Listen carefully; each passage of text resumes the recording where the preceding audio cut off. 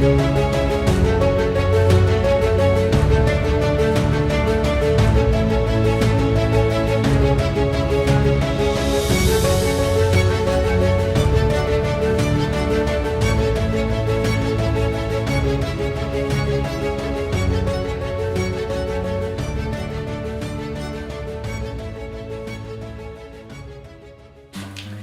book of Revelation. It's about the end of the world, right?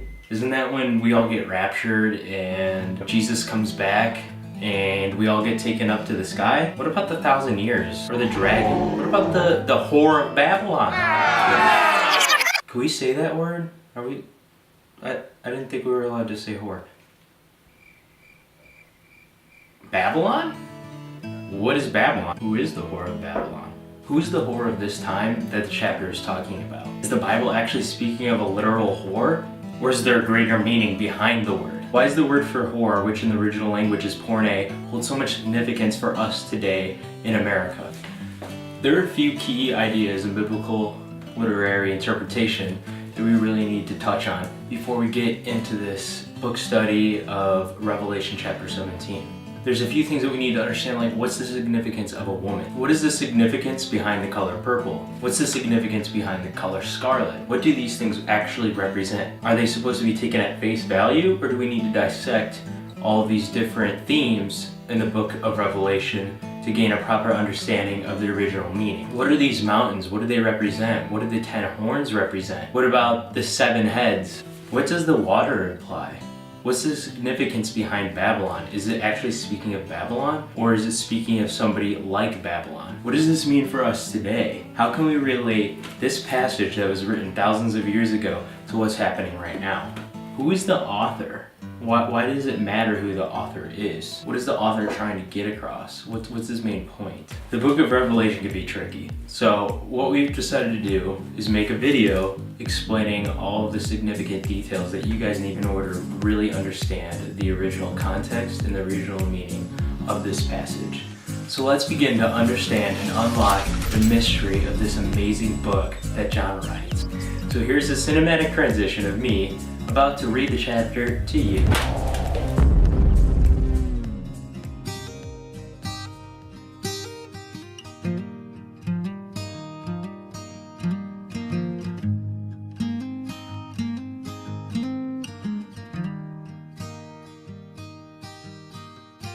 It weighs heavy on one's heart.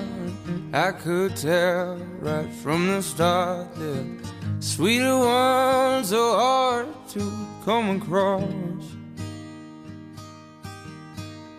Oh, there is more than meets the eye. I'd like yours is rare to find. On someone else's game will be my loss.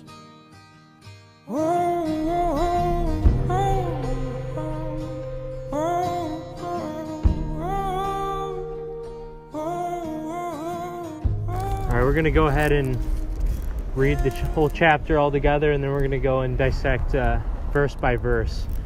So Revelation 17. One of the 7 angels who had the 7 bowls came and said to me, "Come, I will show you the punishment of the great prostitute who sits by many waters. With her, the kings of the earth committed adultery, and the inhabitants of the earth were intoxicated with the wine of her adulteries." Then the angel carried me away in the spirit into a wilderness. There I saw a woman sitting on a scarlet beast that was covered with blasphemous names and had 7 heads and 10 horns. The woman was dressed in purple and scarlet and was glittering with gold, precious stones, and pearls. She held a golden cup in her hand, filled with abominable things and the filth of her adulteries. The name written on her forehead was a mystery: Babylon the Great, the mother of prostitutes and of the abominations of the earth. I saw that woman was drunk with the blood of God's holy people, the blood of those who bore testimony to Jesus. When I saw her, I was greatly astonished. Then the angel said to me, "Why are you astonished? I will explain to you the mystery of the woman and the beast she rides, which has the 7 heads and the 10 horns. The beast which you saw once was, now is not, and yet will come out of the abyss and go to its destruction. The inhabitants of the earth whose names have not been written in the book of life from the creation of the world will be astonished when they see the beast, because it once was, now is not, and yet will come. This calls for a mind with wisdom. The 7 heads are the 7 hills on which the woman sits. They are also 7 kings. 5 have fallen, 1 is, the other has not yet come. But when he does come, he must remain for only a little while. The beast, who once was and now is not, is an 8th king. He belongs to the 7 and is going to his destruction. The 10 horns you saw are 10 kings who have not yet received a kingdom, but who for 1 hour will receive authority as kings along with the beast. They have one purpose and will give their power and authority to the beast. They will wage war against the Lamb, but the Lamb will triumph over them because he is the Lord of lords and the King of kings. And with him will be his called, chosen, and faithful followers. Then the angel said to me, the waters you saw where the prostitute sits are peoples, multitudes, nations, and languages. The beast and the 10 horns you saw will hate the prostitutes. They will bring her to ruin and leave her naked. They will eat her flesh and will burn her with fire. For God has put into their hearts to accomplish his purpose by agreeing to hand over to the beast their royal authorities, until God's words are fulfilled. The woman you saw is the great city that rules over the kings of the earth.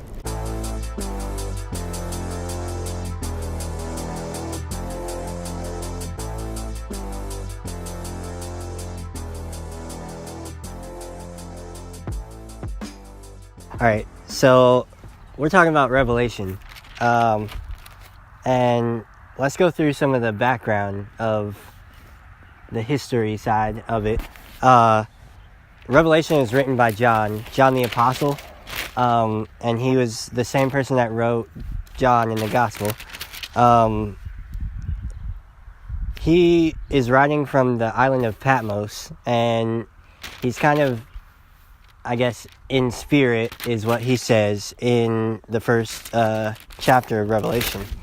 This was written in, we think, about 90 to 95 AD. And so he is sent to Patmos because he's in exile. And so he's just there chilling, I guess. That's what I would do, just chill on this island. So he's under the reign of Domitian. And the theme of this whole book is that Christ will overcome. And we'll see that if you read all the way through Revelation. And so the historical background is this chapter 17 is basically over Babylon's destruction. And they don't necessarily mean exactly Babylon, because that's already destroyed and not around anymore. And so they're actually talking about Rome. 1 Peter 5:13, Peter refers to the church as Babylon. And so in John's day, they would have known that he was talking about the church, or Rome, when he mentions Babylon. And so Rome is a central negative image in the book of Revelation. Throughout the book, we see John mention Babylon and how it's going to be destroyed. And then in this chapter, we see that fulfilled.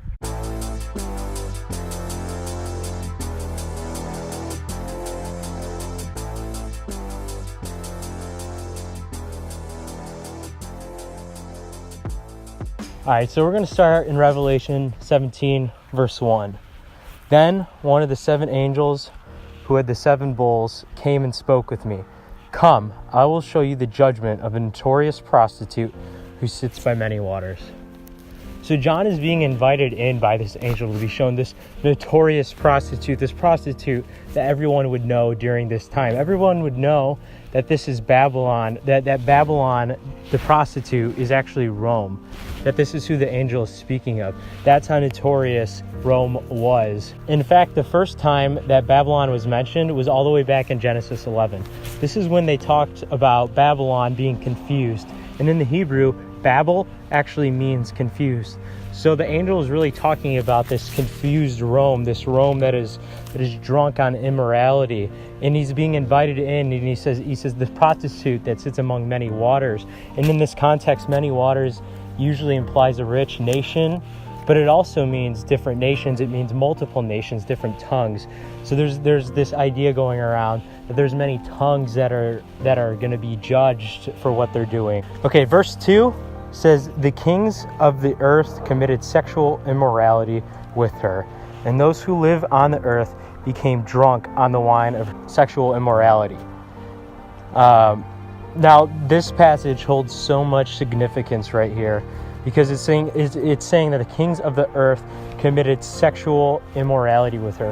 And the word for sexual immorality here, and in fact in other passages it simply says immorality, but the whole idea behind immorality, the actual Greek meaning is porne, and that holds so much significance for us today and in our world, because porn is just, it's such a seductive, it's such a promising thing in this world today. And it's not strictly speaking of something like pornography, but it has this language of they're being drunk, they're being confused, they're being lured into this sort of immorality with this harlot. And in fact, harlot is used in two, the word woman is used in two different ways. It's either used to say the bride of Christ. Israel was either the bride of Christ or they were an adulterous people. So there's so much weight in this passage. There's so much deeper meaning in this passage than just simply this whore of Babylon. This whore of Babylon is what's alluring these Christians during this time. In this whole idea is that Rome is saying, hey, come drink the blood of these people. Drink, have your fill. Keep indulging yourself in this sin. And the rulers during this time were trying to convince people that this is what you should be doing. This is exactly what we want you to do. We want you to be indulging yourself in this sin. All right, now the next section we're going to do is Revelation 3 through 6. So he carried me away in the spirit to a desert. I saw a woman sitting on a scarlet beast that was covered with blasphemous names, having 7 heads and 10 horns. The woman was dressed in purple and scarlet, adorned with gold, precious stones, and pearls. She had a gold cup in her hand with everything vile and with the impurities of her prostitution. On her forehead a cryptic name was written, Babylon the Great, the mother of prostitutes and of the vile things of the earth. Then I saw the woman was drunk on the blood of saints and on the blood of witnesses to Jesus. When I saw her, I was utterly astonished. All right, so verse 3. So he carried me away in the spirit to a desert. I saw a woman sitting on a scarlet beast that was covered with blasphemous names, having 7 heads and 10 horns. Now, this is the first time the idea of 7 heads and 10 horns is introduced, and it actually gets explained further on, and CJ is going to touch on that in a little bit. But the idea of the prostitute riding on the beast would be seen as, actually the beast is still Rome, so it's essentially this prostitute. You see Rome here, and Satan is also considered the beast. So you have 2 of these terrible things. You have the prostitute riding on top of the beast in this verse 3. The word desert actually comes from the Greek arenos, which means wilderness or something outside of this world. So John, it's implying that John is this sojourner. He's in this world that he's actually not supposed to be in. And so these blasphemous names, this whole idea of this name written on the forehead, Babylon the Great, the mother of prostitutes and of vile things of this earth. This whole idea comes from the idea that prostitutes actually had the names written on their foreheads, encrypted onto their foreheads. They actually would put the name prostitute or something else to classify themselves as prostitutes. And this whole idea behind purple and gold and precious stones represents this idea of wealth, this idea of richness, prosperity. And so Rome is this rich, wealthy city here. The prostitute clothes itself in worldly riches. And purple is also a different sign of religion too. So there's this idea that there's this false sense of religion, this whole drunkenness on religion, this mix, and John is warning the reader. Okay, so John is getting away from the general plagues and everything to the more specific idea of, okay, this is what's going to happen to this nation. This is what's going to happen to Rome. When reading verse 6, it says, "Then I saw a woman who was drunk on the blood of the saints and the blood of the witnesses of Jesus. When I saw her, I was utterly astonished." And even during this time, the pagans would have been disgusted that John was saying that this prostitute is getting drunk on the blood of saints. It was unthinkable to even think of, for pagans, cannibalism at the time. So John is using such strong language. He's being shown something so strong and vile that even the worst people during this time would have thought was disgusting.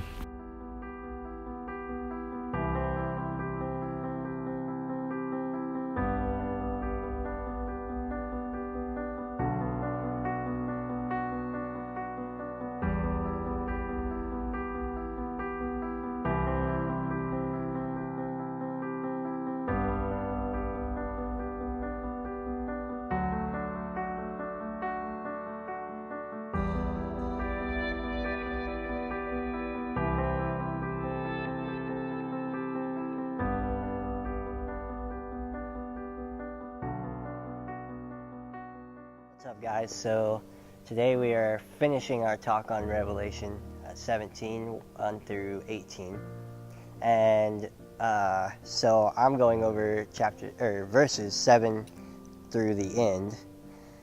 So let's just dive on in.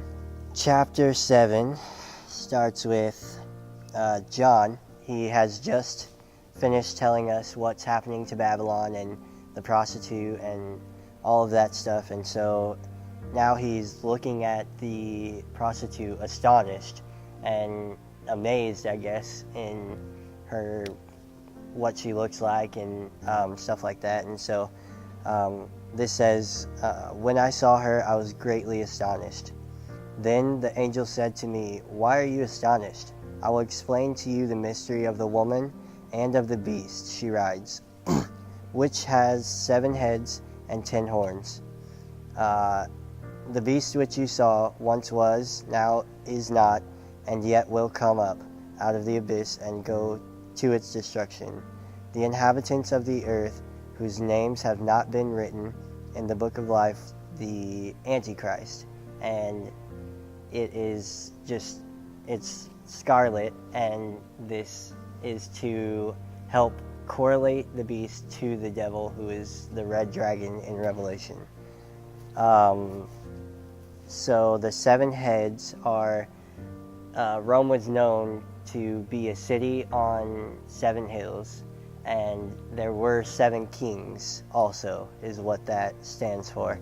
And we aren't sure who exactly these 7 kings are, but I mean, some people have their ideas of who that could be, but we're not going into that.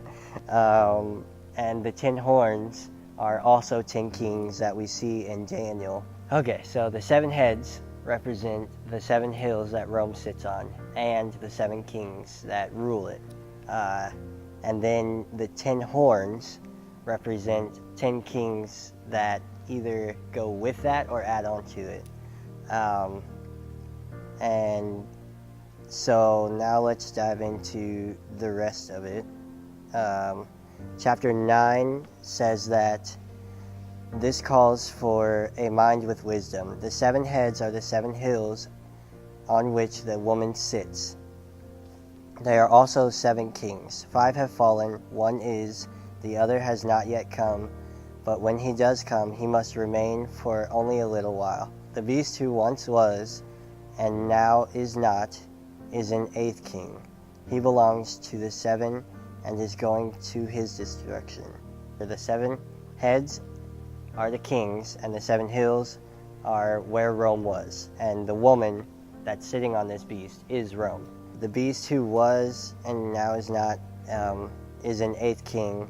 That is thought to be the Antichrist himself. Verse 12, "The 10 horns you saw are 10 kings who have not yet received a kingdom, but who for 1 hour will receive authority as kings along with the beast. They have one purpose and will give their power and authority to the beast. They will wage war against the Lamb, but the Lamb will triumph over them because he is the Lord of lords and King of kings. And with him will be his called, chosen, and faithful followers. The cities or kingdoms around Rome will have kings for an hour, however long that is in earth, versus what we're hearing in this scripture. They'll have authority as kings with the beast, and so they'll give their power to Rome, who will be in control